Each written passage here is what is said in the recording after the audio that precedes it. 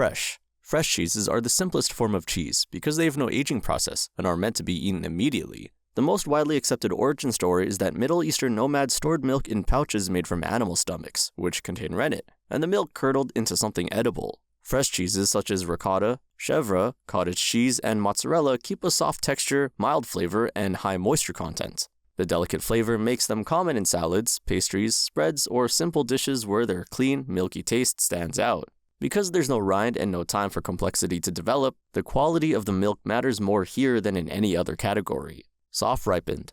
These cheeses are lightly aged from the exterior inwards by exposing them to mold, until they develop a thin, white, edible crust called a bloomy rind. This rind is actually a living layer of mold that turns the inside of the cheese into a gooey, buttery paste with a rich, mushroomy, and creamy flavor. Brie and Camembert are the most famous examples, both originating in northern France.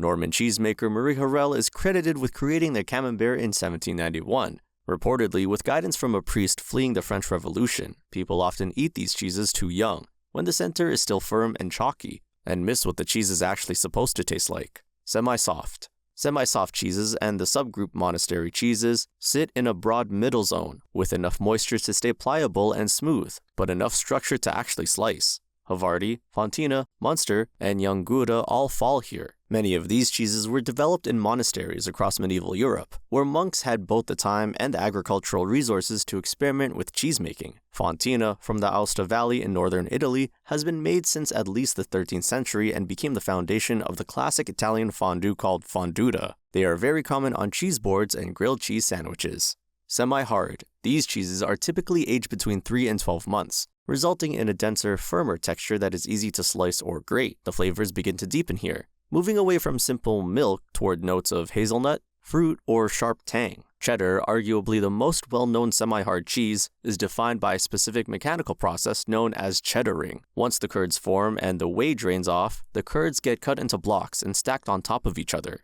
The weight of the stacked cheese squeezes out any extra moisture and helps the curds press together into a tight, springy texture. Comté, made in the Jura Mountains of France, is one of the most consumed cheeses in the country and requires milk from Montbéliard cows grazed on mountain pastures, meaning the flavor literally changes with the seasons. These cheeses are strong enough to pair well with wine or beer. Hard. After aging a semi-hard cheese for another year or two, the moisture drops so low that the texture becomes granular and crumbly, resulting in a hard cheese that is often aged for a few years. These cheeses have tiny, crunchy protein crystals that form as the cheese matures. Parmigiano Reggiano, Manchego, and Pecorino Romano are common examples that are treated like a seasoning, grated over pasta or shaved thin. When a hard cheese wheel is ready, an inspector taps it with a small hammer and listens for the right acoustic quality. A dull sound can mean that there is a void inside, and the wheel might be rejected. Blue. Blue cheeses are deliberately infected with a mold that creates the distinctive blue-green veins running through the paste. Unlike white molds which grow on the surface, blue molds grow within the air pockets of the cheese. Most blue cheeses are also needled, meaning the wheels are pierced with long metal rods to let oxygen flow through the interior, which is what allows the mold to grow. Roquefort, one of the oldest cheeses in existence, is made from sheep's milk and aged in the natural caves of Coumbalou in southern France, where the mold was originally found growing on bread. According to the legend, a young shepherd left his lunch of bread and cheese in a cave to chase after a girl, came back months later, and found his cheese transformed. The flavor range across blue cheeses is huge. Gorgonzola Dulce is creamy and mild, while Stilton is earthier and crumblier, and Roquefort can be intensely sharp, salty, and almost peppery. Washed rind. Washed rind cheeses are periodically bathed in liquids like brine, beer, wine, or cider during aging.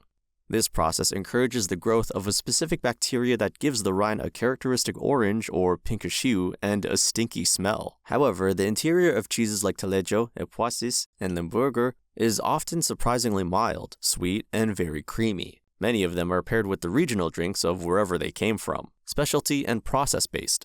This category includes cheeses defined by how they are made rather than how much moisture they have. Stench curd cheeses are often considered a special category by professional cheesemakers because the process is so unique. The curd is dipped in hot water and then literally stretched. Unlike fresh cheeses like ricotta, which are just clumped milk, stretched ones like mozzarella have a ropey, elastic structure from being pulled.